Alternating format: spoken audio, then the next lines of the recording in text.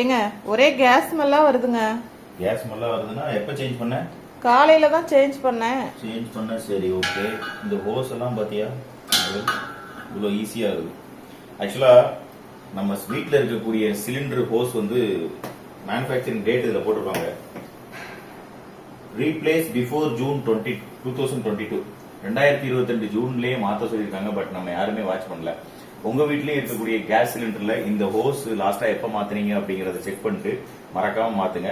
ரெகுலேட்டரோட life நல்லா தான் இருக்கும். பட் ஹோஸோட லைஃப் 5 வருஷத்துக்கு ஒரு தடவை மாத்தணும். இது 2022ல மாத்த வேண்டியது. பட் நான் இன்னைக்கு தான் மாத்துறேன். ஸோ இதுக்கு என்ன பண்ண போறேன் அப்படின்னு பாத்தீங்கன்னா, ஆல்ரெடி நான் வாங்கி வச்சிட்டேன். பாரத்தோட ஆத்தரைஸ்ட் இதுல இருந்து 180 ரூபா தான் அந்த ஹோஸ். ஸோ ஒரு 180 ரூபா செலவு பண்ணி நம்ம கொஞ்சம் நோட் பண்ணி இந்த ஹோஸை மாத்துறதுனால நம்ம ஃபேமிலியே நம்ம காப்பாற்றலாம். பிளஸ் இந்த 2 ஹோஸ் கிளாம்ப் வாங்கியிருக்கேன். இதை ஃபிக்ஸ் பண்ணிட்டு எப்படி ஃபிக்ஸ் பண்ணிருக்கேன் அப்படிங்கறத பார்ப்போம். உங்க வீட்டில் லாஸ்டா எப்ப கேஸ் சிலிண்டர் ஹோஸ் மாத்தினீங்க அப்படிங்கறத மறக்காம கமெண்ட் செக்ஷன்ல பதிவு பண்ணுங்க.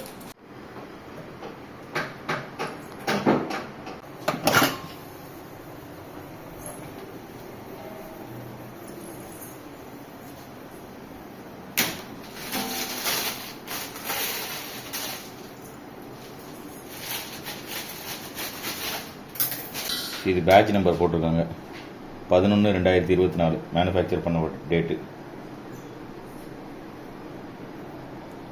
5 வருஷம் 2029 வரைக்கும் இது. எஸ் இந்த இருக்கு. Change before November 2029. ஸோ இப்போ 2025, இது 24ல் மேனுஃபேக்சர் பண்ணது. 5 வருஷம் இதோட லைஃபு. ஸோ இப்போ இந்த நியூ ஹோஸ் மாற்றிடலாம். இந்த பழைய ஹோஸை கட் பண்ணி மாற்றுறதெல்லாம் மாற்ற முடியாது. கட் பண்ணிங்கன்னா உள்ள மெட்டல் இது இருக்கும். அதனால் உங்களால் மாற்றவே முடியாது.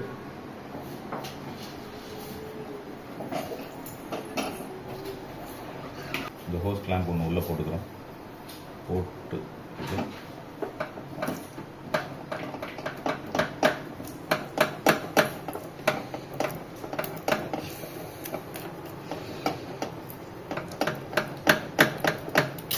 இந்த ஹோஸோட ஜாயிண்ட் போய் இந்த இடத்துல பட் பண்ணுற மாதிரி கிளியராக ஃபுல்லாக பட் பண்ணுற மாதிரி ஃபுல்லாக அசம்பிள் பண்ணிவிட்டு அதுக்கப்புறம் இந்த ஹோஸ் கிளாம்பை டைட் பண்ணி விட்டோம்னா ஓகே ஆயிரும். இந்த சைடில் இந்த ஹோஸ் கிளாம்பை இதுக்குள்ளே போட்டு